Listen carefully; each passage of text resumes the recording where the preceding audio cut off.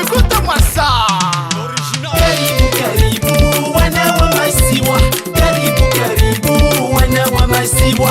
DJ Elias Baba Shiro wa Baraka, jitihadi rifanyao masiwa ine usoni.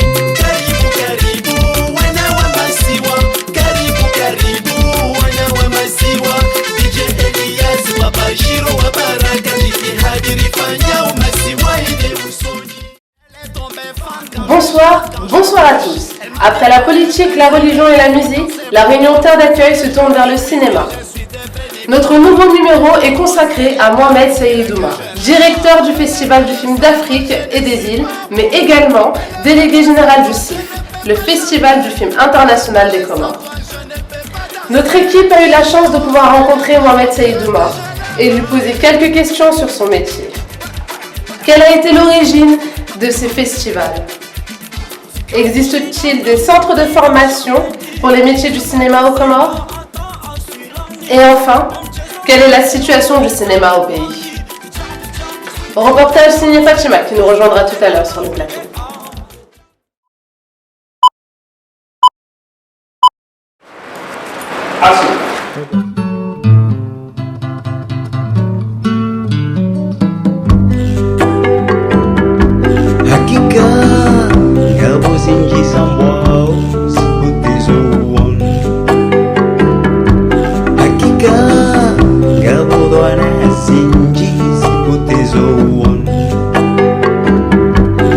Mohamed Saïdouma est un jeune réunionnais dont les parents sont originaires des Comores et plus précisément de Fumbuni et Zahani. Après le lycée, il part faire ses études en Angleterre où il exerce le métier de journaliste de presse écrite. Après avoir coécrit un film documentaire, il devient assistant réalisateur sur divers projets. En 2004, il rejoint l'équipe du Festival international du film d'Afrique et des îles. Depuis 2 ans, il en est le directeur. Il est également délégué général du CIF, le Festival du film des Comores qui va bientôt fêter ses 2 ans d'existence. Séance de questions-réponses avec un artiste engagé.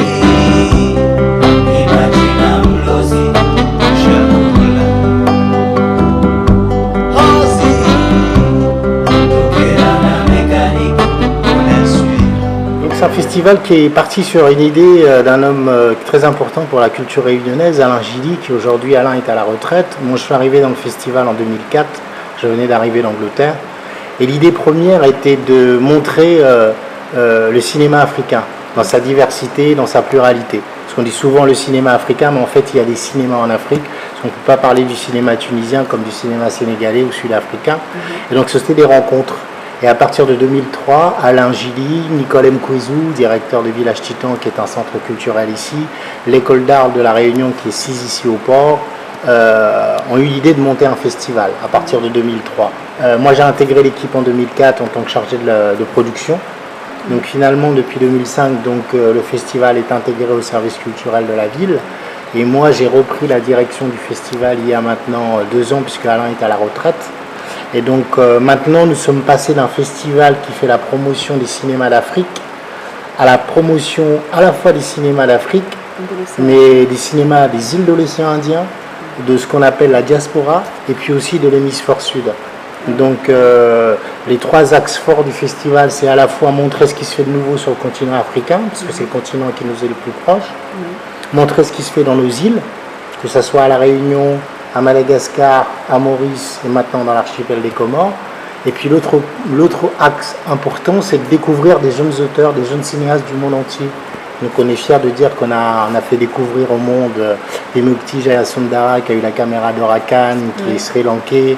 On a fait découvrir Kalo Mataban qui a eu un grand prix à Berlin. Voilà, on est là aussi dans un rôle de précurseur, puisque un festival de notre dimension qui ne peut pas lutter en termes de moyens financiers économiques avec Cannes ou Berlin se doit d'avoir un axe qui est on découvre des talents et en même temps on fait la promotion d'une zone et d'une région du monde.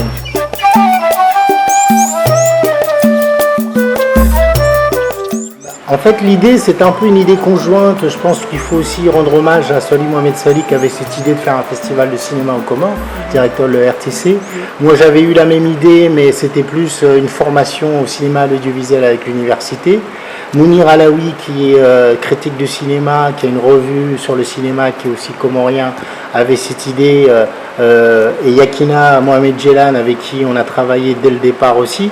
Donc on s'est un peu tous réunis avec Mounir, avec Yakina, avec Swali Mohamed Salih, pour se dire, il est temps, c'était il y a 3 ans déjà maintenant, il est temps de créer quelque chose, un mouvement cinéma au pays. Et puis en 2012, on a lancé la première édition, qui a été au-delà de nos espérances, parce qu'on ne s'attendait pas à ce qu'il y ait un tel engouement, puisque le cinéma était un peu... Il y a beaucoup de talents qui ont émergé, en fait, que vous avez découvert. Il y a à la fois beaucoup de talents, puisqu'on a fait une compétition nationale, on avait reçu 28 films, alors que c'est un pays fait aux Comores, que sur les 4 îles. Oui. On en a retenu 8 en compétition, il y a eu 3 vainqueurs, un premier prix, un deuxième prix, un troisième prix.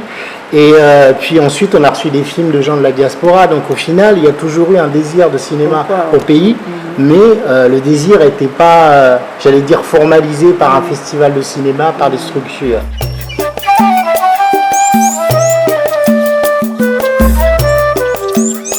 Alors c'est très difficile parce qu'un festival de cinéma, c'est avant tout un festival de cinéma. Donc on est là pour mettre en avant toute la promotion et la diversité du cinéma. C'est-à-dire montrer aux Comoriens des Comores ce que le monde a à nous faire voir, à nous faire découvrir. Mais en même temps, le cinéma dans un pays, il y a plusieurs facteurs. C'est-à-dire que pour que le cinéma puisse vraiment exister dans un pays, vous devez avoir une volonté politique. Ouais. Donc est-ce que le gouvernement, l'État est prêt à investir de façon massive et concrète dans le cinéma, sachant que dans le monde entier c'est un vecteur d'industrie et que c'est un secteur qui peut créer de l'emploi avec des tournages, des techniciens, donc il y a toute une économie autour du cinéma. Donc il y a cette volonté-là. Nous, on est des cinéphiles, on est des gens dans le cinéma, donc on peut, par des petites mesures, c'est-à-dire accompagner des gens en formation, que ce soit à La Réunion ou en France ou dans le monde, mais ensuite il doit y avoir une volonté politique réelle, et le cinéma fonctionne par maillons. Donc vous avez la diffusion, mais vous avez aussi ce qu'on appelle la production, donc il faut former des producteurs. Vous avez ce qu'on appelle l'écriture, il faut former des scénaristes, des auteurs. Vous avez le côté, j'allais dire, les techniciens.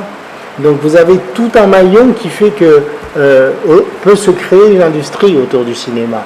Et un festival peut agir sur l'un des maillons. Il ne peut pas à lui seul agir sur tous les maillons de cette chaîne. Donc le cinéma étant une industrie énorme, nous ce qu'on va poser en tant que CIF, c'est-à-dire d'être là d'année en année, pour, j'allais dire, en espérant que les politiques puissent suivre et comprennent que la culture aujourd'hui est un facteur de développement dans le monde entier et pourquoi pas aux Comores.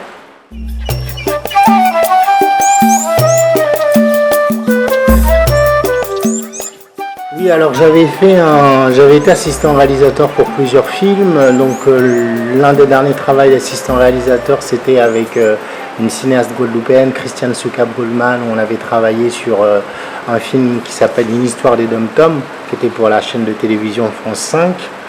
Puis j'ai aussi produit un documentaire qui s'appelle Le mythe de la 5e île, et réalisé aussi, qui était sur les questions de diaspora et d'identité aux Comores. Et là, je viens de finir une fiction qui est un court-métrage de fiction dont le tournage a eu lieu à Mayotte au mois d'octobre et novembre dernier, qui est en fait l'histoire de deux jeunes hommes, de deux jeunes qui arrivent sur l'île de Mayotte et qui sont considérés comme clandestins, même si j'aime pas trop ce mot-là, et qui cherchent quelqu'un pour les aider.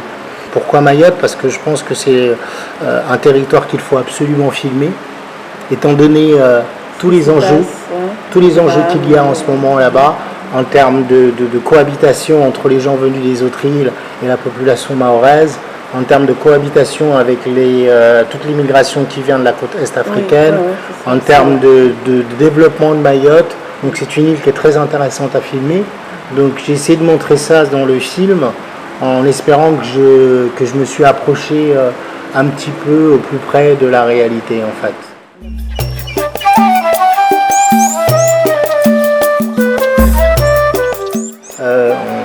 On a fait beaucoup de tentatives. Je me souviens d'une année en 2006, on avait fait venir Moroni Blues de Sof El Badawi avec Seda Ibrahim, avec Mouhim Madi, avec d'autres. On a fait venir pas mal, on avait montré le dernier documentaire d'Ashmiya Hamada, qui est une réalisatrice comorienne née à Dunkerque.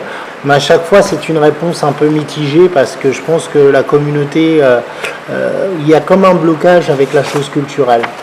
On est malheureusement, et c'est triste à dire, avec une communauté ici qui est plus dans, j'allais dire, le coutumier, le traditionnel et le folklorique. Nous, on compte plus sur la jeunesse aujourd'hui, qui vient voir les films durant l'année avec les systèmes école au cinéma, collège au cinéma, etc., qui peut-être va avoir une plus large ouverture d'esprit. Le message, c'est ce que je dis toujours aux parents, c'est que, qu'ils soient comoriens ou pas, c'est que si vous donnez à votre enfant la chance d'accéder à des outils culturels qui sont de valeur, que ce soit le cinéma, la musique, la danse, le théâtre, vous verrez que votre enfant aura plus de chances de s'épanouir, ne serait-ce qu'à l'école, ne serait-ce qu'intellectuellement, et aura beaucoup plus d'outils pour réussir sa vie professionnelle, etc. Donc c'est plutôt ça le message, c'est de dire qu'aujourd'hui, et nous on est dans un pays, je suis à La Réunion, mais en même temps je parle des Comores, où pendant de trop nombreuses années, on a eu des dirigeants qui ne se sont pas souciés du fait culturel. Oui. Donc ça veut dire qu'aujourd'hui, quand un pays ne se soucie pas de sa culture et du développement de ses artistes, c'est comme s'il ne se souciait pas de sa conscience. Donc vu l'état du pays, c'est QFD en fait, tout simplement. À partir du moment où les artistes ont été négligés, marginalisés, on les a pris pour des gentils fous, etc. Donc ça veut dire qu'on n'a pas conscience qu'on a une richesse, qu'on a une culture, qu'on peut dialoguer avec le monde. On peut dire que les Comores existent. Moi, partout où je vais dans le monde, je dis je suis des Comores, on a un festival, on a du cinéma, on a des auteurs, on a des écrivains, on a des poètes, on a des musiciens, on a des tas de choses. La coutume, c'est bien, je ne renie pas la coutume et la tradition, c'est ce qui fait ce que nous sommes.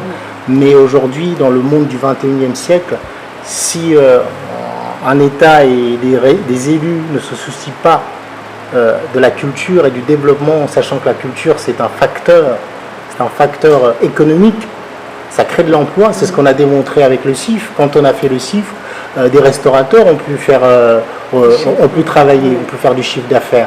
Des gens qui louent des chaises, qui louent de la sono, des conducteurs, des gens qui font des cocktails, des gens qui habillent les gens, voilà. Donc un événement culturel permet justement de mettre en place toute l'économie et de faire vivre le tissu local. Donc c'est important de comprendre ça. Nous, on le rabâche sans cesse et c'est important. Eh bien, merci beaucoup, Mohamed. Merci beaucoup à vous. Merci d'avoir accepté de répondre à nos questions. Merci beaucoup. Espérons que le message que tu essaies de passer sera entendu et à bientôt. Merci beaucoup. Merci à vous. Bonsoir Fatima. Bonsoir Nadjma. Tu vas bien? Ça va, merci, et toi? Oui, merci. Alors le reportage de ce soir est consacré sur Mohamed Saïdouma. Qu'est-ce qui t'a poussé à faire ce reportage sur cet homme? Sur Mohamed, en fait, il n'était pas prévu de faire un reportage. On était parti pour faire un reportage sur le maire du port. Et comme il était là avec nous, on lui a demandé s'il voulait bien nous accorder une interview. Il a dit oui. Et donc on a improvisé à la suite de ça et on a fait un reportage. On a pu voir que Mohamed Saïdouma était le délégué général du CIF, Comoros International Films Festival. Est-ce que tu connaissais le CIF avant de faire ce reportage? Oui, j'avais vu la publicité à la télé comme tout le monde, qu'il y avait un festival de cinéma au Comores. Chose qui était vraiment... c'est quelque chose d'assez inédit en fait. Tout à fait. Et malheureusement, je n'ai pas pu y assister. Je suis arrivée au Comores 2 jours après le festival. Donc j'espère que j'aurai l'occasion d'assister à une autre édition. Parce qu'ils envisagent de faire une deuxième édition de ce festival. Oui, une nouvelle édition qui est prévue à la fin de l'année, fin novembre, début décembre. Donc j'espère que cette fois, j'aurai la chance d'y assister. Par contre, Mohamed Saïdouma nous signale un problème qui devient un peu récurrent, parce que c'est un problème qu'on a pu constater auparavant dans les anciennes émissions. C'est un problème au niveau de la communauté qui ne soutient pas forcément tout ce qui concerne le domaine culturel et artistique. Tout à fait. C'est-à-dire que nous, dans notre communauté, on est habitué au métier de électricien ou maçonnerie ou directeur ou le politique qui fait le bureaucrate, tout ça, ou l'imam, mais on n'est pas habitué au métier de la culture, hein. La chanson, la danse, tout ça, c'est pas quelque chose qui faisait partie donc des mœurs de nos parents. En fait. Oui, tout à fait. C'est-à-dire que nous, on a un peu plus de connaissances maintenant, on sait ce que c'est que ce travail tout ce qui est art, que c'est quand même quelque chose de très très difficile et qu'il faut travailler, il faut être concentré, il faut se donner pour pouvoir arriver au bout de quelque chose. Mais la génération d'avant, peut-être pas, ils ne connaissaient pas ça, c'est peut-être pour ça qui fait qu'il y a un manque que les gens ne vont pas avoir des concerts, vont aller voir des tourades, vont voir des journées culturelles, vont aller supporter, ils sont capables de sortir énormément d'argent pour les majlis, tout ça, mais ils n'ont pas de connaissances pour le cinéma, tout ça. Et pourtant, on a énormément, je veux dire, qu'un pays comme les Comores, on ne connaît pas tous ces gens, mais on a beaucoup d'enfants qui sont dans ces milieux-là, que ce soit dans la danse, que ce soit dans le cinéma, que ce soit dans les théâtres, tout ça. On a énormément d'enfants qui sont pris ces chemins-là. Comment pour se faire connaître justement ces artistes? Ils ne sont pas connus des Comores. Non, pas du tout, malheureusement. Ils ne sont pas connus du tout des Comores. On a eu, quand on était sur l'île de la Réunion, on a eu une chanteuse comorienne qui fait du jazz. Et j'avoue que je m'excuse encore une fois parce que j'ai pas son nom. On n'a malheureusement pas pu y aller parce qu'on avait vraiment un emploi de temps hyper chargé. Mais c'est une chanteuse qui est à Métropole. On a Imani, on a Soprano, on a Cheblim Saïdié qui est très connu dans toute l'Afrique noire. Ce sont pas des artistes qui sont passés par les Comores, c'est quand même des artistes qui sont passés par d'autres voies que oui, mais quelqu'un comme Chebli, il a quand même pris la voie comorienne, mais il n'a pas eu le succès. Voilà, il n'a pas eu le soutien. Et donc, il est passé par autre. Mais c'est vraiment dommage parce qu'un artiste a besoin aussi de sa propre communauté pour pouvoir avancer. Et aujourd'hui, Mohamed, il est directeur du FIFAI, donc du film international donc des îles et d'Afrique à La Réunion. Les Comoriens, quand il y a le festival, ils n'y vont pas. Et je trouve ça dommage. Pourtant, l'entrée n'est pas exorbitant et on a besoin quand même que la communauté nous soutienne. Mais depuis quelques années, il y a quand même une volonté des gens comme Mohamed. Il y a aussi des grandes dames, qui je m'excuse parce que je n'ai pas leur nom, qui ont organisé le festival d'art contemporain il y a 2 ans et qui l'ont organisé là récemment, au fin mai, au Comores, où il y a eu Sakina Moussa, il y a eu un grand couturier aussi d'origine nigérienne aussi qui était là.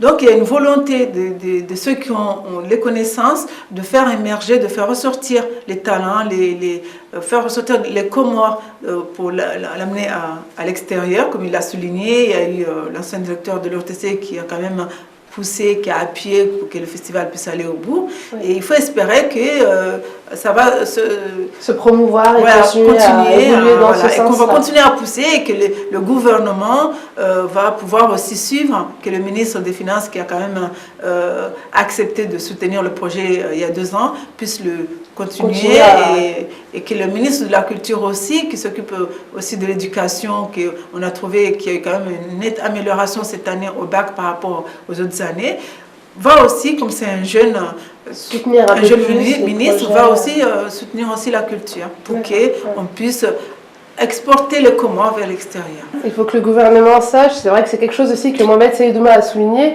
que la culture c'est aussi un critère de développement du pays, ce qui va permettre de créer des emplois, etc. Et en même temps d'ouvrir les esprits, un épanouissement personnel. Le festival qui a eu lieu au Comores de cinéma a fait que cette année on a pu présenter le festival, on a pu être présent au festival de Cannes, mais personne ne l'a su. Parce que je pense que pour qu'on puisse savoir, nous, diaspora, que les Comores ont été présents au Festival de Cannes, il a fallu que le gouvernement mette les moyens pour qu'il y ait des caméramans qui partent de Moroni ou qui prennent des caméramans ici, puisqu'on a des antennes qui représentent la télévision comorienne, puissent suivre les Comoriens qui ont été à Cannes. Et ça, c'est vraiment dommage. C'est quand même quelque chose d'assez important. C'est la première fois qu'on va au Festival de Cannes en tant que Comorien. Mohamed Seyidouma, ce n'est pas une première. Il y va tous les ans, je ne sais pas depuis combien d'années, mais pour que les Comores puisse aller présenter donc le film comorien à Cannes. On y a été, mais on n'a pas su qu'on était là.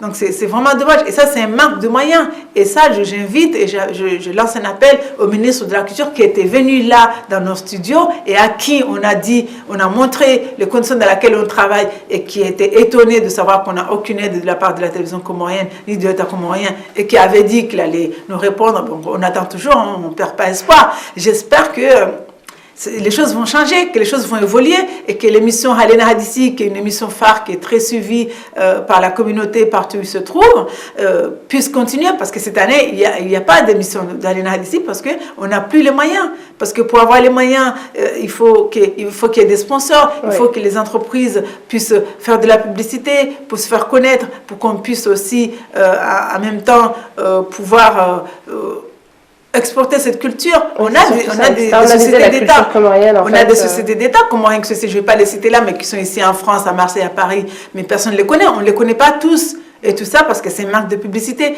Et il faut que toutes ces choses-là puissent entrer dans les mœurs, il faut que ces choses-là puissent entrer dans la tête de nos gouvernants pour que les choses puissent changer. Il faut que les choses changent. Voilà. Moi, personnellement, c'est mon avis à moi, c'est mon cri à moi qui sort du cœur et j'espère qu'il sera entendu. Je l'espère aussi pour toi, Fatima. Je te remercie beaucoup d'être venue sur le plateau. De rien. Et merci à vous de nous avoir suivis. Notre prochain numéro sera consacré à Mohamed Ali Amani, ancien joueur de handball et aujourd'hui entraîneur. Bonne soirée à tous et à bientôt.